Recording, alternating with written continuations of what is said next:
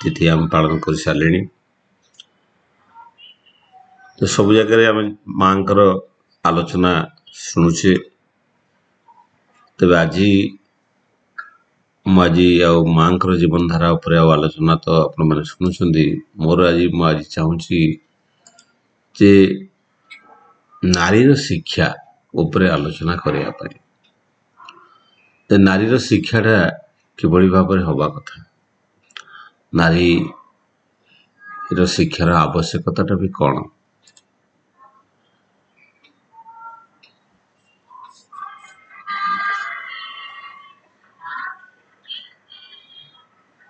Conquer mobile टा टिके on अछि बोधे।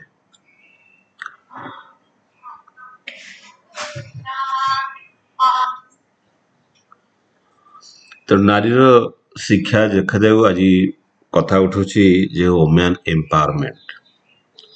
एम्पावरमेंट माने निजको प्रतिष्ठित करिबा, नारी निजको प्रतिष्ठित करिबा को चाहे।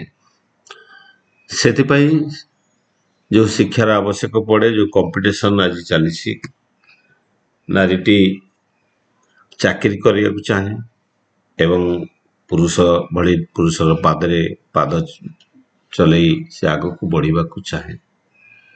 नारी निजर श्रेष्ठता को प्रतिपादन करने चाहे। से उठे जे नारी एम्पावरमेंट कथा। तो ठाकुर बाणी रे थिला अनुसूति ग्रंथ रे कम खंड रे पुरुष और नारी व्याख्या ठाकुर कहउछंती झीर चाकरी महापाप विपर्यस्त ससुर बाप। तो ससुर कूल बाप कूल दी जन जाक ही विपर्यस्त। किंतु आमे तो ठाकुर जो समय कथा कही आज जो समय परिवर्तन हो चली, से परिवर्तन धारा भितर नारी आज उच्च शिक्षित है। नारी आज पाद बाहर को पाद काढ़ी विभिन्न अनुष्ठान रे से आज चाकरी करुची एवं ये चाकरी करने भितर जहाँ ठाकुर से कथा बाणी झीर चाकरी महापाप विपर्यस्त ससुर बाप।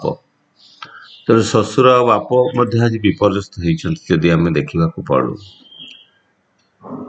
तो वास्तविक नारी क्या कह जाए, नारयती नारी। नारयती माने जे वृद्धि कर दे पारे से हूँ नारी।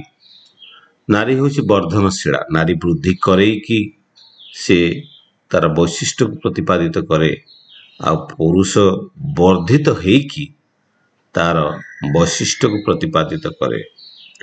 जेतले वुमेन एम्पावरमेंट कथा उठिला ठाकुर को पचरा जाइथला, से समय ठाकुर कहते नारी आ पुरुष कई का ठारू बड़ नुहति बा कई का ठारू सान नुहति। नारी तार वैशिष्ट्य रे बड़ आ पुरुष ता वैशिष्ट्य रे बड़। कई का ठारू सान नुहे कि कई का ठारू बड़ नुहे। ये जो वैशिष्ट्य पाली तेणु नारी तार जो वैशिष्ट्य रे आज बड़ होइछि,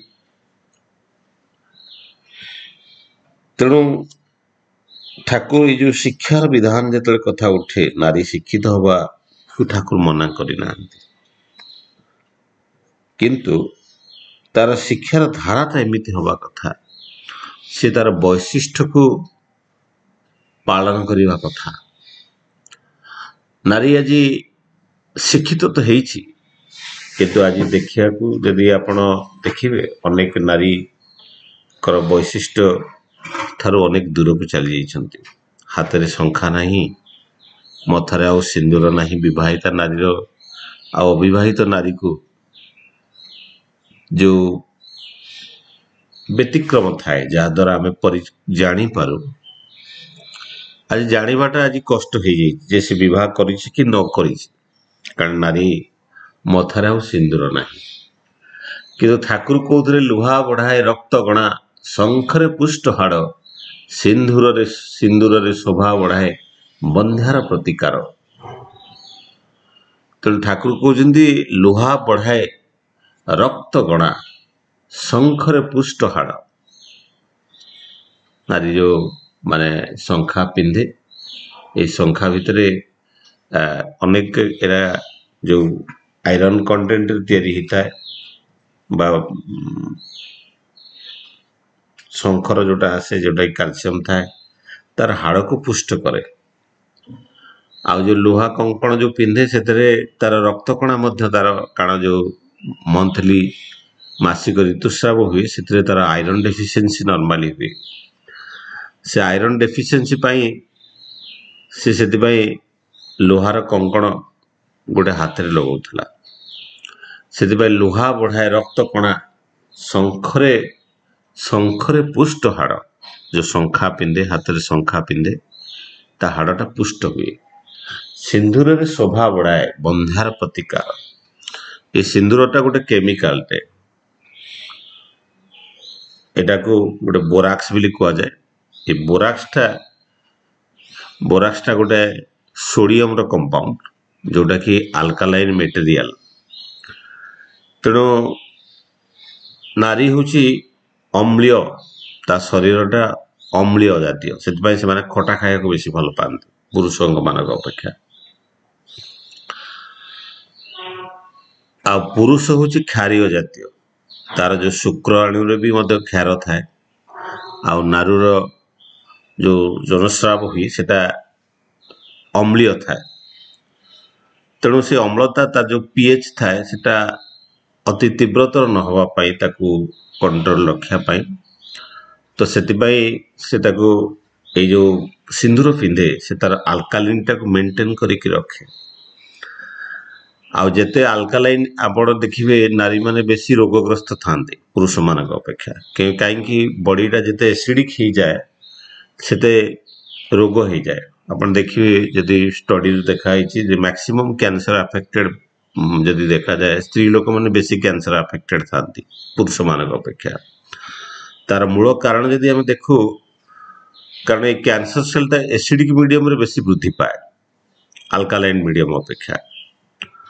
କାରଣ ଆଜିକାଲି ଦେଖାଯାଇଛି ଯେ କମନ ୟୁଟେରାଲ କ୍ୟାନ୍ସର ଯୋଉଟା ୟୁଟେରସରେ ହିଁ ହେଉଛି, ସର୍ଭାଇକାଲ କ୍ୟାନ୍ସର ଗୁଡାକ ହୁଅନ୍ତୁ କି ବ୍ରେଷ୍ଟ କ୍ୟାନ୍ସର ହଉ, ତାର ମୂଳ କାରଣ ହେଉଛି ସେମାନଙ୍କର ବଡିଟା ଆସିଡିକ୍ ଥାଏ। ତ ଆଲକାଲାଇନଟି କରିବା ପାଇଁ ଏଇ ମଥାରେ ଯୋଉ ସିନ୍ଦୁର ଲଗାଏ, ଲୁହା ବଢ଼ାଏ ରକ୍ତ କଣା, ଯାହାଦ୍ୱାରା ତାର ଶାରୀରିକ ହେମୋଗ୍ଲୋବିନ୍ କଣ୍ଟେଣ୍ଟ ବି ତାଙ୍କର କମ୍ ଥାଏ। ଆଉ ହେମୋଗ୍ଲୋବିନ୍ଟାକୁ ମେଣ୍ଟେନ୍ ନ କଲେ ବଡିରେ ଅନେକ କିଛି ରୋଗ ପ୍ରତିରୋଧକ ଶକ୍ତି କମିଯାଏ, ଇମ୍ୟୁନିଟି ପାୱାର କମିଯାଏ। ଆଉ ସେମାନଙ୍କର ବୋନ୍ ଷ୍ଟ୍ରେନ୍ଥ ବି କମ୍ ଥାଏ ପୁରୁଷମାନଙ୍କ ଅପେକ୍ଷା, ଓଜନରେ ସେମାନେ କମ୍ ଥାନ୍ତି ପୁରୁଷମାନଙ୍କ ଅପେକ୍ଷା। ତାର କାରଣ ହେଉଛି BMI ବଡି ମାସ୍ ଇଣ୍ଡେକ୍ସ ଯୋଉଟା ଅଛି, ବୋନ୍ ମାରୋ ବଡି ମାସ୍ ଇଣ୍ଡେକ୍ସ ଯୋଉଟା, ସେ ବୋନ୍ଟା ଓଜନ କମ୍ ଥାଏ ଯାହାଫଳରେ ସେମାନେ ବୋନ୍ ଷ୍ଟ୍ରେନ୍ଥ କମ୍ ଥାଏ। ସେଥିପାଇଁ ଶଙ୍ଖାଟା ପିନ୍ଧିଲେ କ'ଣ ହୁଏ, ଏଇଟା ଯେହେତୁ କାଲସିୟମ ମେଟେରିଆଲରେ ଥାଏ ଯୋଉଟା କି ହାଡ଼ଟାକୁ ପୁଷ୍ଟ କରେ। ତେଣୁ ଶିକ୍ଷାର ଧାରାଟା କୁଆଡ଼େ ଯାଇଛି, ତାର ବୈଶିଷ୍ଟ୍ୟକୁ ପାଳନ କରୁଛି କି ତା ବୈଶିଷ୍ଟ୍ୟ ଠାରୁ ଦୂରେଇ ନେଇଯାଉଛି। ଆଉ ଗୋଟେ ଦେଖାଯାଏ ଯେ ଆଜିକାଲି ବହୁତ ଫ୍ୟାସନ ଚୁଡ଼ି ମାନେ ପିନ୍ଧୁଛନ୍ତି, ବ୍ରେସଲେଟ୍ ପିନ୍ଧୁଛନ୍ତି, କାଚ ଚୁଡ଼ି ପିନ୍ଧୁଛନ୍ତି, କିନ୍ତୁ କାଚର କୌଣସି ଗୁଣ ନଥାଏ। ଠାକୁର ସେତେବେଳେ ବି ମନା କରିଥିଲେ ଯେ କାଚରେ କିଛି ମାନେ ତାର ମାନେ କେମିକାଲ ସପୋର୍ଟ କିଛି ନାରୀକୁ ମିଳେନି। ତେଣୁ ଆଜି ନାରୀ ତ ମଥାର ସିନ୍ଦୁର ତାରକୁ ହଜେଇ ଦେଇଛି, ଆଉ ଟିକିଲିର ଜମାନା, ଆଉ ଲୁହାର ଆଉ କଙ୍କଡ଼ ହାତରେ ନାହିଁ, କି ଆଉ ଶଙ୍ଖାର ଚୁଡ଼ି ଆଉ ନାହିଁ।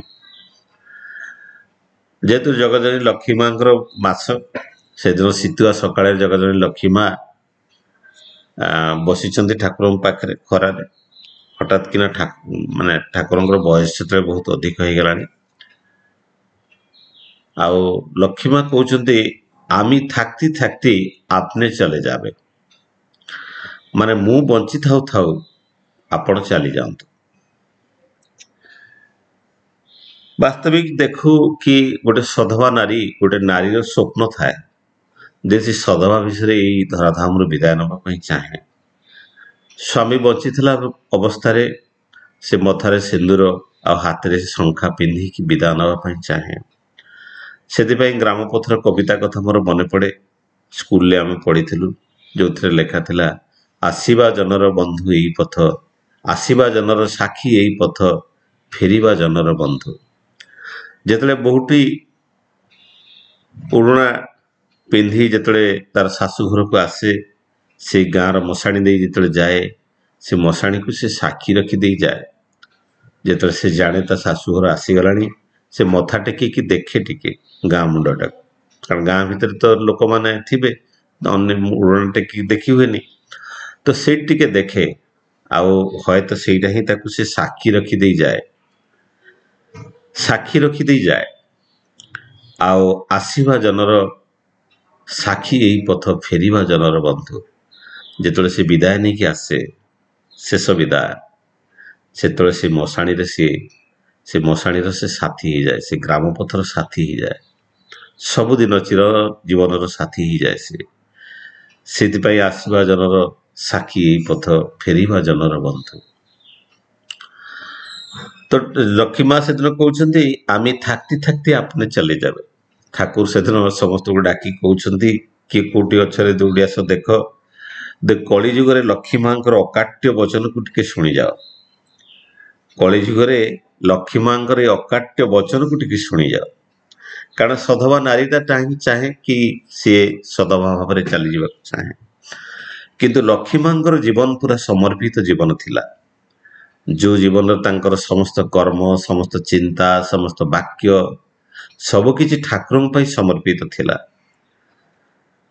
आउ सी चाहू नथिले सी चलीगला ठाकुर को सी जी सेवा दौले से सेवा किए दे पारे से चाहूले जीवदशा भितर ही ठाकुर देहांत हो जाऊ आउ एक से निजर आपण देखु माने श्रीकृष्ण को जिते माने दरकार पड़ा कि निजर पादर माने पादर धूली जदि श्रीकृष्ण को दे दिए ताहले तांकर जो असुविधा थिला मत तो बेसी जड़ा नहीं जे से रोगमुक्त हो पारे राधा भूक्षेप कर नथिले तांकर निज पाद धूली दे देथिले कहीं जानी श्रीकृष्ण को पाद धूली देले तांको अनेक पाप लगे से पाप खातिर कर नथिले श्रीकृष्ण प्रति जो निबिड़ भल पाइबा से ही सेवा पातु लक्ष्मी माँ सेमती सदभा भाव में पुण्य माँ ही जावाई चाह नथिले से चाहते जीवन समस्त जीवन से ठाकुर समर्पित हो जाऊ ठाकुर जिते देहांत हो जाता देह अवसान होता जिते भक्त मैंने ठाकुर को से दिन समाधि लीन कर समाधि देते फेरी आसुले से बारंडार चौकी उपर बसी लक्ष्मी माँ फेरुवा भाई मान को पचारे से मनीष कांगाल मनीषटा जी कि गोटे मुहूर्त बिना मनीष रही पारे ना तुम एकला छाड़ी आसीगल ये थिला तांकर शेष वाक्य तापर से बाक्शून्य हो जाते 2 वर्ष ऊर्ध तापर से बंची रही थे ओडिशा आसाम पश्चिमबंग देवघर आश्रम सहित अनेक जगह को तापर बुली थिले किंतु सी बाक्रुद्ध हो जाते कारण तांकर कहा कथा कह जहाँपाई तो कथा कहवा कथा सी तो विदाय नहीं गले तेणु से बाक्शून्य हो जाते तेणु कहीं समस्त कर्म समस्त चिंता समस्त बाक कथा से परम पिता समर्पित थिला ये होचंती जगज्जननी लक्ष्मी माँ तेणु ये जो शिक्षार धारा आज आमको क्योंठी आनिकी छाड़ी देइछे जोठी आमे खोजी पाउनु आमर वास्तविक अवस्था जोठी आमे खोजुछु निजर जोठी आमे खोजुछु निजर अधिकार नारी आज तार अधिकार खोजुछि जदि देखा जाए नारी तार निजर अधिकार को निजे ही हर बसी आम जदि सत्यजुग रु आज पर्यंत जदि आमे फेरी आसु सत्यजुग एमिति जुग थिला जोठी 14टी नारी पाई 10टी पुरुष थिले सेथिपाई सेही समय बहु विवाहर प्रथा थिला त्रेतया जुगर मध्य सेमती अवस्था थिला, द्वापर जुगर मध्य सेही अवस्था थिला। नारी मानकर संख्या अधिक थिला, सेतिपई पुरुष माने एकाधिक बहु विवाहर प्रथा थिला। पुरुष माने बहु विवाह करुथिले, जनक विवाह कले आउ जनक दासी काहाकू रक्षिता एमती करिक रखिया पई पडुथिला, कारण नारी मानकर संख्या अधिक थिला। आज जदि देखा जाए नारी मानकर संख्या आज 1000 पुरुष रे 940 960 रे आज पहुंचला। अनेक पुरुष अविवाहित रहिबा पई पडुची, कारण झियो मिलु नांती। अनेक पुरुष अविवाहित रहिबा को पडुची, कारण नारी मानकर संख्या कमी जाइछि। तार कारण होची भ्रूण हत्या, तार कारण होची विज्ञान, तार कारण होची शिक्षा, तार कारण होची जो नारी तार अधिकार को हरैछि। ए भ्रूण हत्या पई कोन नारी दायी नुहे? नारी रूपे थिवा सी माटी जेतले से भ्रूण हत्या करे, पुरुष मानक अपेक्षा नारी बोधे बेसी चित्कार करती गोटे पुत्र संतान पाए, भूली जाती सी भी जड़े नारी। तेणु समय जो परिवर्तन होती तारी भितर ये जो परिवर्तन धारा रे आम आज पहुंचीचे ता हमर जीवन चलनी को आज नष्ट भ्रष्ट कर देइछि। तेणु नारी जे शिक्षित हो, जो वुमेन एजुकेशन, ये शिक्षा होची गोटे प्रक्रिया, जो प्रक्रिया रे मनीष ज्ञान, अनुभूति आ कला आ तार व्यवहार ये चारिटा जिनस को उत्पीड़ित करे, वृद्धि कराए। आ ये चारिटा जिनस वृद्धि करिया पई ये शिक्षार आवश्यकता थाए। ये चारिटा जिनस केवल पुरुष को दरकार पड़ेनी, नारी को मध्य दरकार पड़े। नारी को मध्य ये चारि जिनसर आवश्यक पड़े। यदि तार ज्ञान, तार अनुभूति, यदि तार स्किल ए सबरो यदि उत्तरोत्तर उन्नति न हुए ताले से सर्वश्रेष्ठ नारी ही पारेनी। नदी जो धारा बही आसे, नदीर जो स्रोत जो आरंभ हुए, से आरंभ यदि उच्चतर स्तर थाए तो नदीर धारा मध्य अति उच्चतर हुए। माँ हूँ प्रथम गुरु आउ सर्वश्रेष्ठ गुरु। छुआटे मातृगर्भर ही तार शिक्षा आरंभ करे। छुआटे जिते माँ गर्भरे रहे, जिते तार पीनियल ग्लैंड सृष्टि हुए 3 सप्ताह परे, 3 सप्ताह परे आउ 3 मास भितरे तार जो पीनियल ग्लैंड टा डेवलपमेंट हुए, जिते से सेंस करवा आरंभ करे, अनुभव करवा आरंभ करे, सेबेटारू तार शिक्षा आरंभ हुए आ 5 वर्ष रे शिक्षा समाप्त हुए। ठाकुर कहते 5 वर्ष रे शिक्षा समाप्त हो जाए। आमे आउ तापर जहाँ पाठ पढ़ू, विद्यालय रे जेते पाठ पढ़ू, ये हूँ केवल पेट पोषिबा पाई, ये शिक्षा नहीं, ये पेट पोषिबार धारा। तेणु माँ जदि शिक्षित न हुए, शिक्षार धाराटा ठीक से हुई पारे। कारण नदीटा धारा, नदीटा चिरजीवित हुए, जमती गंगा, जमुना, सिंधु चिरजीवित आदि उच्चतर नदी आज होती, कारण तांकर उत्स अति उच्च मानर। तेमती शिशुर शिक्षाटा से उच्च मानर हुए जितेबाला तार सोर्स बा तार धाराटा उच्च कोटि हुए। तेपाई मार शिक्षाटा केते प्रयोजन ये बुझा पड़े। किंतु से शिक्षाटा कौन हवा कथा, से शिक्षाटा तार वैशिष्ट माफिक हवा कथा। वैशिष्ट माफिक जदि न हुए, शिक्षाटा जदि तार वैशिष्ट पाली न हुए, तो शिक्षार किसी माने रहे ना। तेज ठाकुर कहते वैशिष्ट को उल्लंघन करी शिक्षार अवतारणा करिबा आउ जीवन को नंपुसक करदेवा एका कथा। ठाकुर कहते वैशिष्ट को उल्लंघन करी, नारीर जो वैशिष्ट अच्छी ताकू जदि उल्लंघन करी, ताकू जदि पालन न करी शिक्षा को अवतारण करिबा, जहा जीवन को नंपुसक करदेवा, क्लीब करदेवा मध्य ताहा। ତେଣୁ ନଂପୁସକ ହେଇଗଲା ମାନେ ଯେମିତି ସେ ଇନଫର୍ଟାଇଲ ହେଇଯାଏ, ଯେମିତି ସେ କୌଣସି କାମକୁ ରହେନି, ସେମିତି ବୈଶିଷ୍ଟ୍ୟକୁ ଉଲ୍ଲଂଘନ କରିକି ନାରୀକୁ ଯଦି ଶିକ୍ଷା ଦିଆଯାଏ ତାହେଲେ ସେ ଏକ ନଂପୁସକ ବା କିଛି କାମକୁ ହୁଏନି। ଏବଂ ନାରୀମାନଙ୍କୁ ଶିକ୍ଷିତ କରିବାକୁ ହେଲେ ଠାକୁର କହୁଛନ୍ତି ନାରୀମାନଙ୍କୁ ଶିକ୍ଷିତ କରିବାକୁ ହେଲେ ଶିକ୍ଷାର ଧାରାଟା ଏପରି ହେବା ପ୍ରୟୋଜନ। ଏସବୁ ନାରୀ ନୀତିର କଥା ଯେ ସେମାନଙ୍କର ବୈଶିଷ୍ଟ୍ୟରେ ସେମାନେ ବର୍ଦ୍ଧନଶୀଳ ଉନ୍ନତି ପ୍ରବଣ ଓ ଅବ୍ୟାହତ ରହନ୍ତି। ତାଙ୍କର ବୈଶିଷ୍ଟ୍ୟରେ ସେମାନେ ବର୍ଦ୍ଧନଶୀଳ ଉନ୍ନତି ପ୍ରବଣ ହେଇକି ଅବ୍ୟାହତ ରହନ୍ତି। ସେ ଶିକ୍ଷା ଜୀବନ ଓ ସମାଜକୁ ଧାରଣ ରକ୍ଷଣ ଉନ୍ନୟନରେ ସାର୍ଥକ କରିପାରେ। ସେଇ ଶିକ୍ଷାଟା ଜୀବନ ଓ ସମାଜକୁ ଧାରଣ ରକ୍ଷଣ ଉନ୍ନୟନରେ ସାର୍ଥକ କରିପାରେ, ନତୁବା କରିପାରେ ନା। ତେଣୁ ଆମେ ଜାଣିଛୁ ଯେ ଶିକ୍ଷାର ମୂଳ ଧାରା ହେଉଛି, ଆମେ ପଢିଛୁ ବିଦ୍ୟା ଦଦାତି ବିନୟମ୍।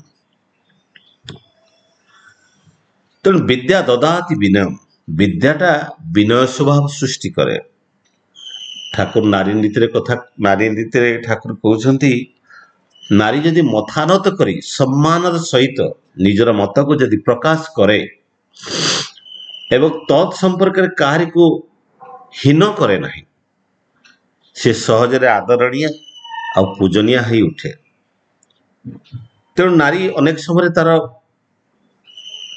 ବାକ୍ଟାକୁ ପରିପ୍ରକାଶ କରିପାରେ ନା, ଆଉ ଅନେକ ନାରୀ ଅଛନ୍ତି ତାଙ୍କ ବାକ୍ଟାକୁ ଏଭଳି ଭାବରେ ପରିପ୍ରକାଶ କରନ୍ତି ସ୍ୱାମୀମାନଙ୍କୁ ଆତ୍ମହତ୍ୟା କରିବାକୁ ପଡେ, ଡିଭୋର୍ସ ନେବାକୁ ପଡେ। ତ ସେଥିପାଇଁ ଠାକୁର କହୁଛନ୍ତି ଯେ ନାରୀ ମଥାନତ କରି ସମ୍ମାନର ସହିତ ନିଜର ମତକୁ ପ୍ରକାଶ କରେ, ତତ୍ ସମ୍ପର୍କରେ କାହାରିକୁ ହୀନ କରି ତୋଳେ ନା, ସହଜରେ ସେ ଆଦରଣୀୟ ଆଉ ପୂଜନୀୟ ହେଇ ଉଠେ।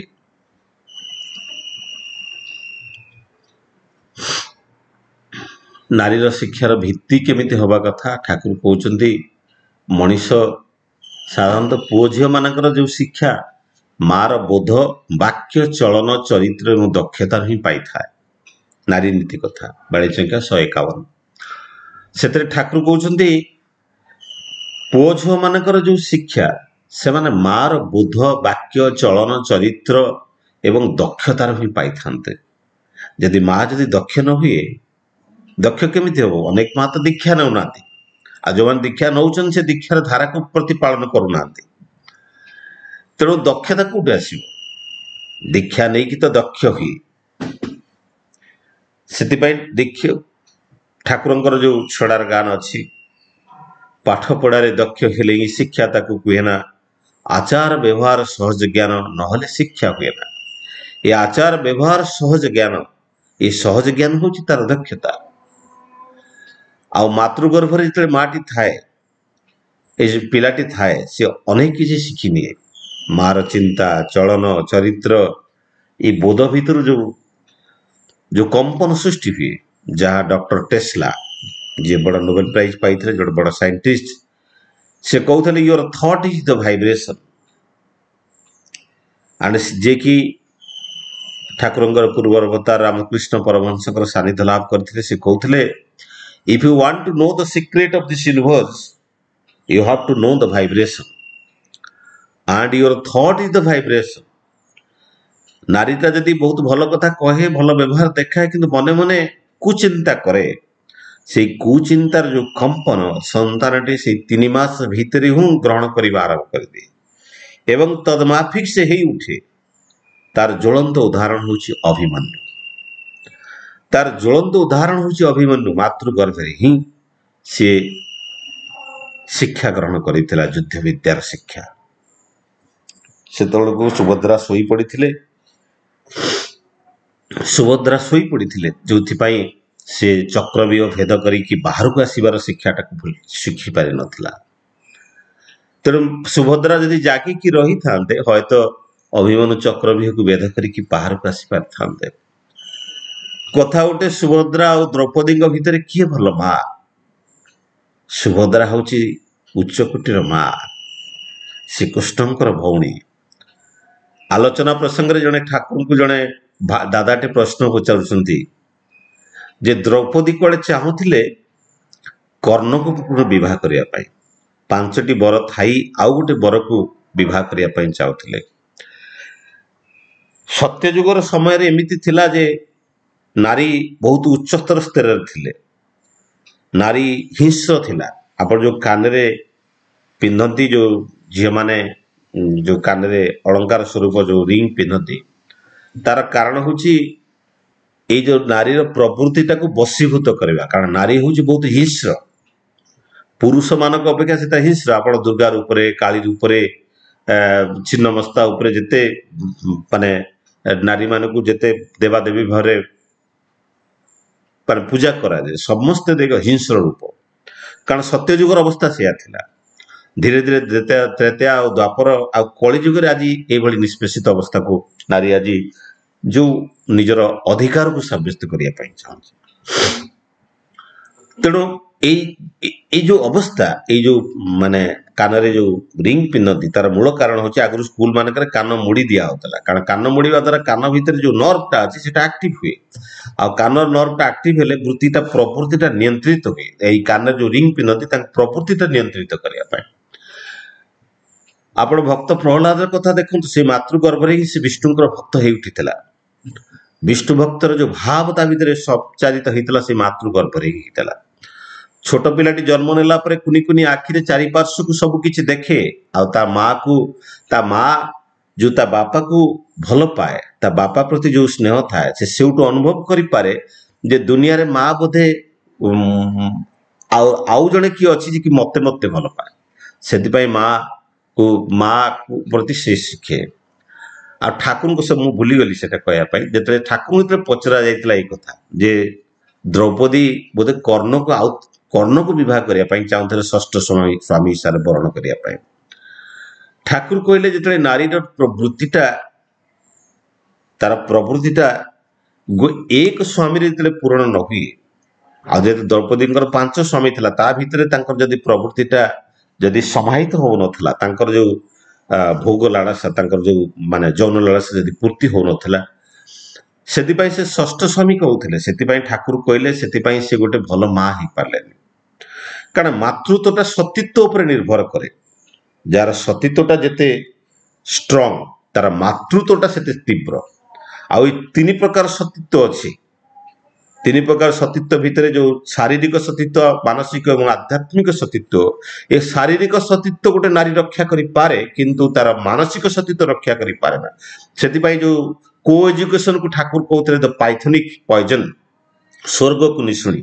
ଦେଖିଛି ରେ ପାଗଳା ସ୍ୱର୍ଗକୁ ନିଶୁଣି କୋଉଠି, ଏଇ ବିଦ୍ୟାଳୟରେ ସହଶିକ୍ଷା ଯୋଉଠି। ଇଏ ସବୁ ଠାକୁରଙ୍କର ବିଧାନ ଥିଲା। ତେଣୁ ମାନେ ସମୟ ତ ହେଇଯାଇଛି, ନାରୀ ଶିକ୍ଷିତ ହଉ, କିନ୍ତୁ ତାର ବୈଶିଷ୍ଟ୍ୟ ମାଫିକ ହବାକୁ ପଡିବ। ତା ବୈଶିଷ୍ଟ୍ୟକୁ ନେଇକି ତାର ଯୋଉ 8 ବୈଶିଷ୍ଟ୍ୟ ଅଛି, ଯାହା ଜଗଜନନୀ ଲକ୍ଷ୍ମୀ ମାଙ୍କ ପାଖରେ ଦ୍ୱିଗୁଣିତ ଅବସ୍ଥାରେ ଥିଲା, ନିଷ୍ଠା, ଧର୍ମ, ଶୁଶ୍ରୂଷା, ସେବା, ସାହାଯ୍ୟ, ସଂରକ୍ଷଣ, ପ୍ରେରଣା ଆଉ ଯୋଉ ପ୍ରଜନନ, ଇଏ ଦ୍ୱିଗୁଣିତ ଅବସ୍ଥାରେ ଥିଲା। ସେଥିପାଇଁ ତାଙ୍କୁ ଷୋଡଶୀ ବାଳା କୁହାଯାଉଥିଲା, ପରେ 84 ବାଳା କୁହାଯାଉଥିଲା। ସମୟ ତ ହେଇଯାଇଛି। ସମସ୍ତଙ୍କର ଶାନ୍ତି ସୁସ୍ଥି ପାଇଁ ପରମ ପିତାଙ୍କ ନିକଟରେ ପ୍ରାର୍ଥନା କରି ମୋର ବକ୍ତବ୍ୟଟି ବିରାମ ଦଉଛି। ବନ୍ଦେ ପୁରୁଷୋତ୍ତମମ୍, ବନ୍ଦେ ପୁରୁଷୋତ୍ତମମ୍, ବନ୍ଦେ ପୁରୁଷୋତ୍ତମମ୍। ତାରା ଜୟଗୁରୁ। ଟିକେ ଲେଟ୍ ହେଇଗଲା। ହଁ।